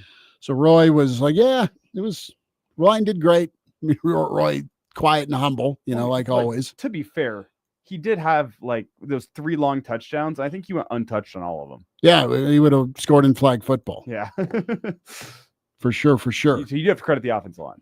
So let's hear a little bit from Nicole Auerbach and her sit down with Matt Rhule. This was put out yesterday, but the expectation on year 2 for Dylan Raiola, and I think that's where a lot of Nebraska fans are giddy and a bit fired up for this second season with a high-level quarterback and, where it can take Nebraska this upcoming season. Rhule was asked about what he thinks of his quarterback. Well, I think he's going to be one of the best players of the nation. I think he's going to play quarterback for somebody for the next 15, 20 years. I mean, he's just that gifted. It comes that naturally to him. He did a great job this offseason of really, taking care of his body. You're going to take a pounding in the Big Ten. I think he recognizes, hey, I have to run sometimes to beat some of the things, the guys are going to do against me. So he's done a great job there, done a great job as a leader. But I think the biggest thing is, you need your quarterback to take the ball at the end of the game and go down and win the game. And no matter what the odds are, no matter if your left tackle's hurt, your receiver's out, like you gotta go get it done. And so he recognizes that. He knows that's the step. And for Nebraska to win close games, Dylan's going to have to go make it happen. Love it. Love hearing that if I'm a Nebraska fan. And that was a conversation we had yesterday. If Nebraska wants to go win close games, Dylan's got to make it happen. I love that. No, and that's, I think it says something that your head coach is putting that out there preseason on your quarterback. Like how does Rhule feel about Dylan and what he brings this year? He's willing to go out and say preseason, you know what? If we want to win close games, I'm going to put it on the shoulders of my quarterback, my 5-star. Well, there's no fear. I mean, it's the elephant in the room, but you're talking about how big the elephant is. You're saying, hey, you're a 5-star, you're uber talented, there's a ton of hype around you. It's no secret that Nebraska wants you to be kind of a program-changing talent in the position of most importance. So here's the deal. You had some opportunities last year. I, as the head football coach, think you're as good as it gets and going to be one of the best in the country. Go do it. That's the expectation. Don't tiptoe around it. Speak it into existence, I guess, is the best way to put it. And don't dodge it. And that's really healthy, expecting tight ball games and knowing that, all right, it isn't going to always go your way, but it needs to go your way more times than not. So that is a situation with Nebraska that we're all kind of waiting to see if it's a tight one in Arrowhead, waiting to see if it's a tight one at Minnesota and what you do with the opportunity. Let's stay with Dylan Raiola and the quarterback spot for a moment here. A little bit more from Glenn Thomas. And you had a question out there to Coach Thomas about Dylan and the wide receiver connection, how that has continued to grow and improve. Cut 7 here on how things are going here this fall camp. It's been really good, and I think you can really see growth in that this fall camp. With obviously some new guys coming in the spring, kind of knocking off some rust. I think coming through the summer and what they're doing now, I think it's been really, really good. The installs in, so really conceptually we have what we have, and now it's the variations of those concepts. And I think there's a comfort level not only with Dylan with the receivers, but with receivers to Dylan. So, what, two-way street is always good. Real quick, and I think we've talked about this a lot, but in the Dana Holgerson offense, man, you've got some matchup winners at running back, catching the football, going back to the air raid and Mike Leach. That's how the Pirate would smoke teams, especially some of Bo's defenses. It was running back out of the backfield, swing route, good night. Yeah, when it's a running back matched up on a linebacker for the most part. Right, and you try and plan that. So running back v linebacker in space, if you're an offense, you got to trust your running back in that situation. And that's how Washington and Miami and Colorado won a ton of ball games about 30 years ago with a one-back set, guy that could catch it, the Roger Craig, Marshall Faulk type player you have back there carrying it and catching it. And then make one guy miss and boom, 20 yards later. With downfield blocking. Yeah. But here's more from Glenn Thomas on that running back quarterback connection. Yeah, there's a real comfort level, I think, in that aspect. That's one thing, personally, I feel really strongly about as far as personnel matchups. We have some guys in the backfield that can, maybe create a matchup here or there. And if we can get those balls, these running backs in space, I think we can do some good things. So we're excited about that, try to work through what's good, what they can do, what they feel comfortable with, and where it fits within the system. But I think, both running backs and quarterbacks are in a good place for that, and we're trying to promote that. All right, how about some throws? And Dylan been making some throws here this week. He did make a couple of throws today, and I think what excites you is when you start utilizing. You're a passer, not a thrower. That's what we talk about a bunch, as far as the anticipation element, as far as pace, as far as touch, fitting into intentional throws. He made a couple of those today, and you can really tell it was a purpose involved. And as you start seeing that, there's a comfort level involved, and that's what creates some excitement as far as, that development moving forward. So are you comfortable as a Nebraska fan? All the buzzword of the Coach Glenn interview session was comfort, right? He said comfort 100 times. I'm not mocking or getting in on him. I'm just saying that's kind of the goal, is to make your quarterback and this offense comfortable. And, I've looked at some of the good that Dylan did a year ago, and what he did better than most quarterbacks in college football was those layered throws. Where he'd drop it in over the second level and in front of the secondary, and the timing. And it was a touch pass. That's something he's had down, came in with, has improved upon. But there's instances where he's got to put some steam on it now. And at least some of the highlights we've seen out on social media, there's a little more giddy up to some of his throws. And you like hearing the word comfort, that Dylan is comfortable making these types of throws, but isn't part of the point of fall camp to be able to go make your quarterback uncomfortable? I think they've been trying to do that too. To put him in situations that make him uncomfortable. And that's why I think it's even more important that Glenn Thomas is talking about his comfort running the offense, because, I am one that believes that Matt Rhule wants to put stress on his players in fall camp. He wants to make things hard. If you make things hard in fall camp, it's going to make things a lot easier in the game. Mm-hmm. So, that's what I believe. You can't protect. No, and I think Dana Holgerson's that same type of guy, that he is going to ask his quarterback to be a competitor, to be a warrior. He's going to ask a very high standard from him. And to do that, you go put them in situations in fall camp that are just as hard, if not harder, than things they're going to go see throughout the season. So to hear Glenn Thomas talk about the comfort that he feels from Dylan Raiola running that quarterback position, it gives you confidence that Dylan Raiola is better going into year 2. And you expect that from a guy like him that's been around football and has the dad that he does. that, you know what, you're going to go take strides in the offseason. You're not going to regress like you see from some players. That's not a given, though. So to hear this commentary about, man, like he looks comfortable running this offense. He looks comfortable with the offense at his fingertips. It just boosts how you feel about this offense going into the Cincinnati game. Well, and here's the thing, too. Watch out that first time, not if, but when it happens, that Nebraska's got to go take care of business John Elway style with 2 minutes left. Like they had the chance against SC, like they had the chance against Iowa, like they had the chance against Ohio State. Watch out the first time it actually happens for Nebraska, because that's the one missing component. He can talk to Stafford. He can talk to Patty Mahomes. He can talk to his quarterback coach. He can talk to Dana. He can go over all the film he wants, but it needs to happen on the field.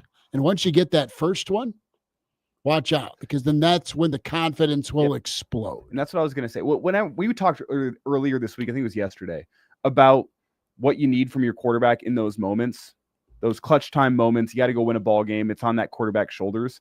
What do you see from the guys who are great? And we listed off guys yesterday that are great from an NFL point of view in those clutch time moments, going down leading game winning drives. What do you usually see from those guys? It's that calm confidence.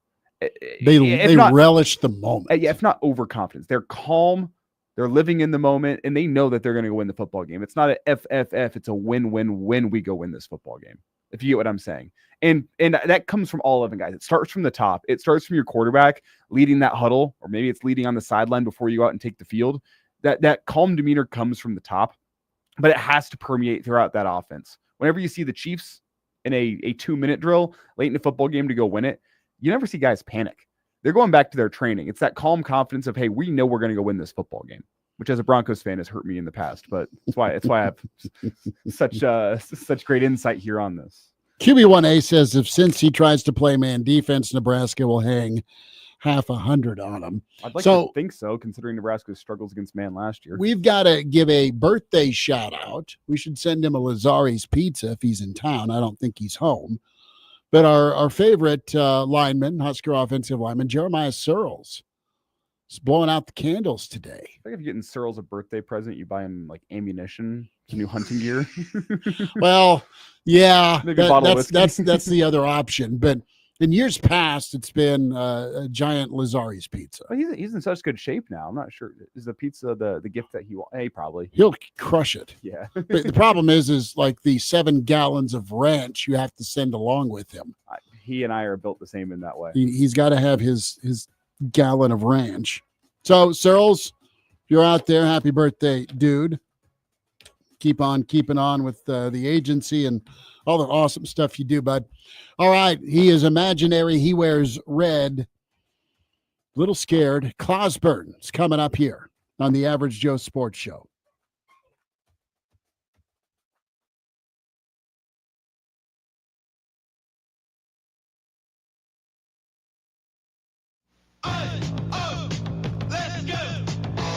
You're still glowing, flirting, grooving. You still got it. But your immune system weakens as you age, making it harder to fight flu, pneumococcal pneumonia, RSV, and COVID-19. Vaccines are a key part of any health routine and help strengthen your immune response. Ask your doctor or pharmacist which vaccines you need. Schedule in minutes at vaxassist.com. Sponsored by Pfizer.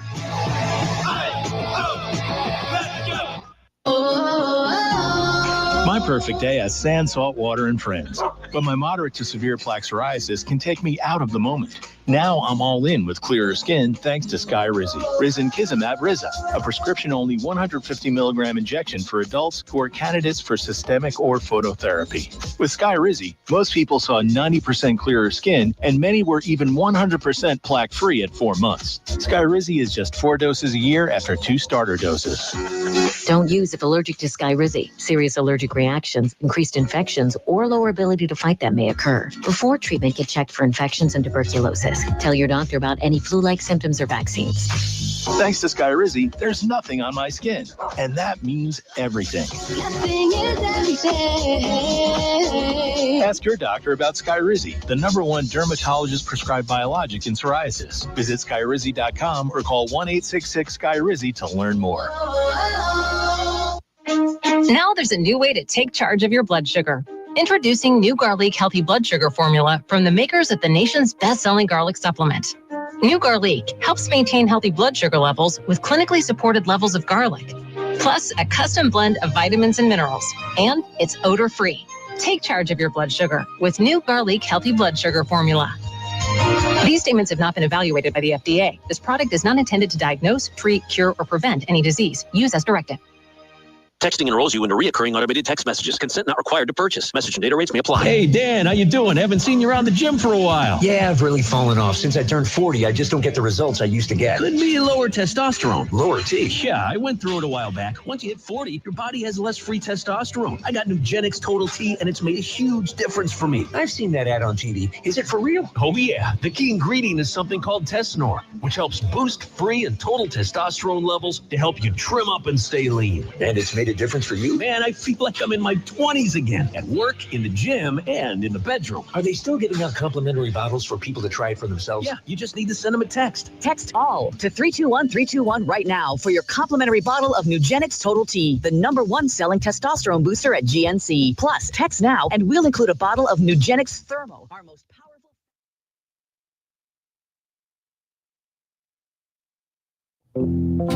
Some people say he doesn't believe in extra points and that he's no longer allowed to enter Canada. All we know is he's imaginary and he wears red. It's the Friday Forecast with Clausborne on the Average Joe Sports Show. Thanks for hanging out, winding down the Friday edition of the Average Joe Sports Show. Weekend edition tomorrow at 7:45-ish, and then Sunday live at 10:30. He's imaginary, he wears red. We welcome him in from parts unknown. Clausborne with us. Claus, how's your week been, bud? Thanks for joining us. Well, it's been pretty good. I actually just wrapped up my post-game call-in show about the Kearney Little League team dropping the elimination game 3-1 to South Dakota. Let me tell you, people had some hot sports opinions about that. Namely, why was this on television and why are you doing a post-game call-in show about it? But the debate got pretty heated. We love our listeners in Central. I'm saddened. He's getting choked up here thinking about this Kearney I'm Little League saddened by Kearney losing to Dakota.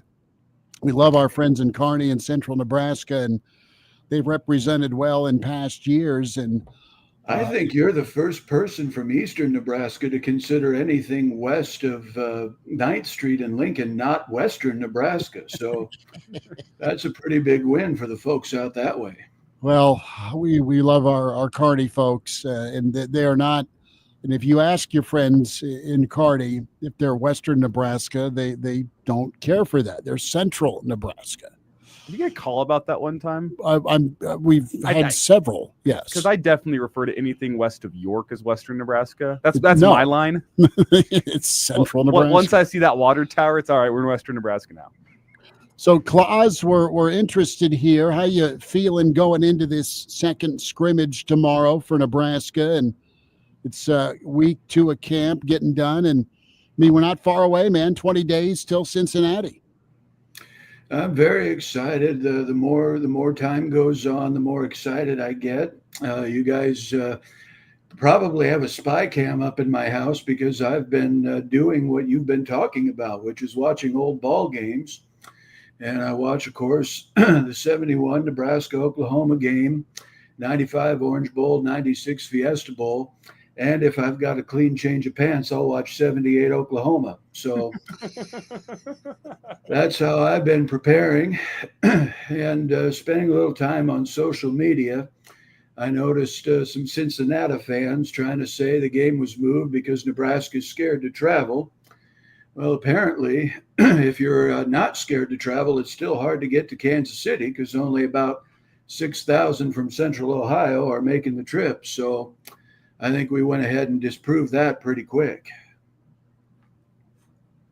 Claus, some thoughts on, and you've had to deal with this in your career, specifically when it came to beating Colorado or Nebraska, but it's just never a good idea to throw things on the field of play.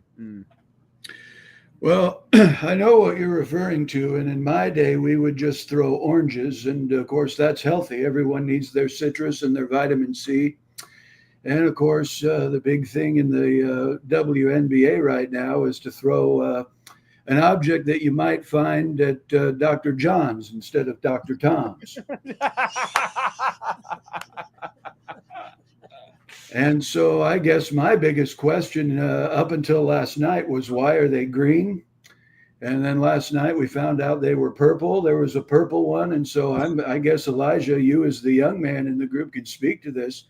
Is your generation of ladies late at night watching the Avengers or seeing a McDonald's ad and thinking, the Hulk and Grimace, I wonder what that might be like. Why do they even exist? I wouldn't know, Claus, but I did want to ask you how you think these fans are getting these objects into WNBA games, considering the WNBA has now gone and banned all bags coming into the games, but yet the objects are still getting in. As soon as this program moves to Sirius satellite radio, I'll give you that answer. Or if we do it on the Saturday and Sunday program, that I don't believe goes over any FCC regulated airwaves. Fair enough. That's the first time Claus has had restraint there, not gotten us kicked off the air. So we buy have a lottery ticket. We have folks in the stream asking if Claus is going to address any other catastrophic United States historical events on today's rendition of the Friday forecast. Well, if we lose to Houston Baptist, we can probably revisit the Hindenburg. So, yeah.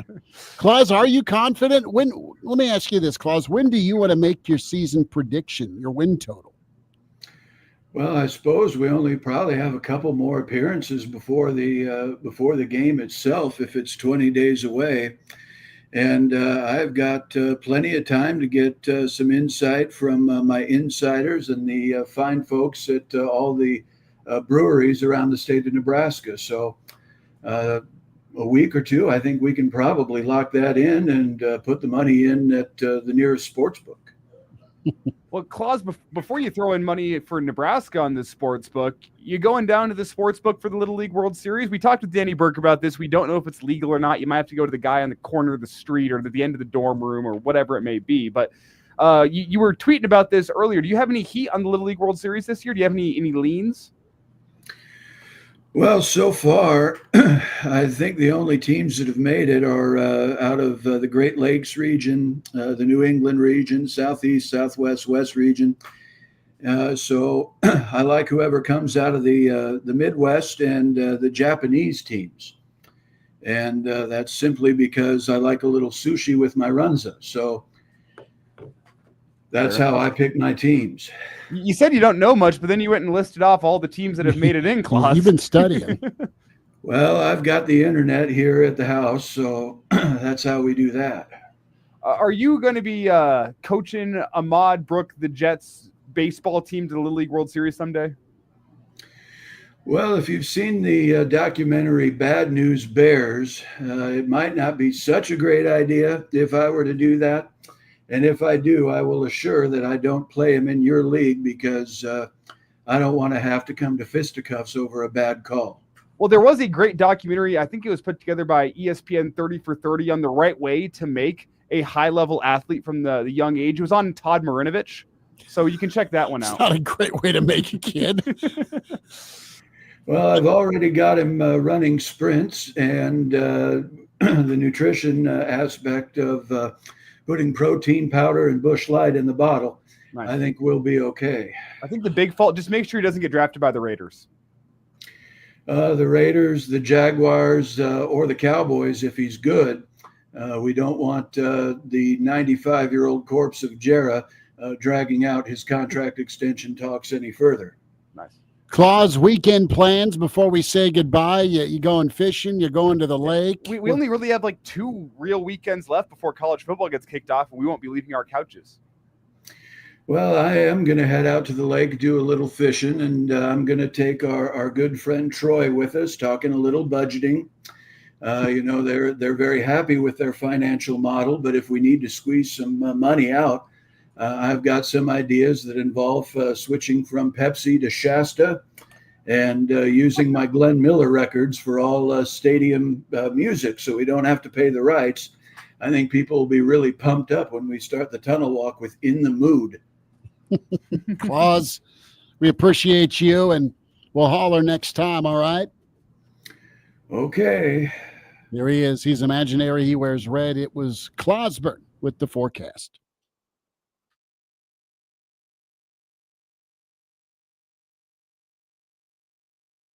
Most people in radio commercials talk really fast. But we made this one for RV owners. Progressive knows they like the slower pace of RV life, like this commercial. And they know Progressive will protect their RV at a fair price with discounts. Now here comes the fast part. Progressive Casualty Insurance Company and affiliates. Discounts not available in all states or situations. Now's the time to save big on your summer projects with hot deals at Menards. You'll find great sale prices on select styles of patio block, siding, shingles, and steel roofing. Plus a great selection of pressure-treated lumber. Perfect for your outdoor building projects. Stop in today before summer, and all the hot deals are gone. Plus, sign up for Menards emails to get the weekly flyer and exclusive daily flash sales right to your inbox. Save big money at Menards. Have you tried hands-free Skechers slip-ins yet? Because if you haven't, you're missing out on technology that changes how you think about shoes. First, these are not just regular slip-on shoes. They're not just a pair of loafers without laces. But what makes them different is the technology inside that lets you just step into them. There's a built-in hidden shoehorn that slides your foot in, so they look, feel, and wear just like a pair of shoes you're used to. Except you don't have to bend down, struggle to put them on, or touch them. Try them at a Skechers store, Skechers.com, or wherever stylish footwear is sold. Thinking about quitting vaping? X program has your back. You've got this. Text Ghost Vape to 88709 for 24/7 support through daily text messages, an active community, and a resource library with expert tips and advice from other quitters. This project is funded 100%, $30,000, total award $230,141 from the Strategic Prevention Framework, Partnerships for Success Grant 5879 SP0 8367-1-02 through the Substance Abuse and Mental Health Services Administration, contracted through the Nebraska Department of Health and Human Services, Division of Behavioral Health. At Legacy Retirement Communities, we understand that caregiving isn't just a job, it's a calling. It's a passion to serve, to make a difference, and to enrich the lives of others in a meaningful way. As an LPN at Legacy, you'll be part of a compassionate, dedicated team where your skills are not just recognized, they're valued. Your growth is encouraged, and your purpose is at the heart of everything we do. We understand that caregiving can be challenging, but it can also be incredibly rewarding. That's why we provide competitive pay, flexible schedules, and opportunities for advancement. Because when you choose to care for others, we're committed to caring for you. Join the Legacy family today and be a part of a community that values the impact you make every day. Apply now at careers.legacyretirement.com or call 402-417-7292.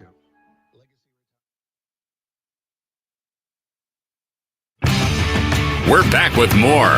It's the Average Joe Sports Show with Chris Schmidt and Elijah Herbel. One final time, Friday edition, the Average Joe Sports Show. Chris Schmidt and Elijah Herbel. Big thanks to Claus for spending time with us here. You can catch the Friday Forecast segment, Spotify, iTunes, Google Play, or YouTube. With the Average Joe Sports Show tomorrow, 7:45-ish. Cranack will return. Pride of Fairbury in the Iron Horse, Elijah Herbel, Brandon Vogel, myself for the weekend edition, and Sunday Live, 10:30. So check that out as we get you ready for week 3 of fall camp and scrimmage tomorrow for Nebraska football. So with Nebraska football in full camp mode, we've had some preseason, and I think I owe you another side of beef from last night's misstep. The cold streak of all cold streaks for Chris. Yeah, that was bad. How about Ty Robinson, though? Looking good, getting some love on social media where he almost decapitates the Bengals backup quarterback on a line stunt where he busts through and got his first career sack. Yeah, gotta love it for Ty. They are. You want to talk about the rich getting richer? I mean, look at Philadelphia's 3 deep at defensive line. And there is something to note here that this kind of flew under the radar, maybe for Husker fans. It was just a couple days ago. The Eagles traded one of their depth piece defensive tackles, Thomas Booker, to the Raiders.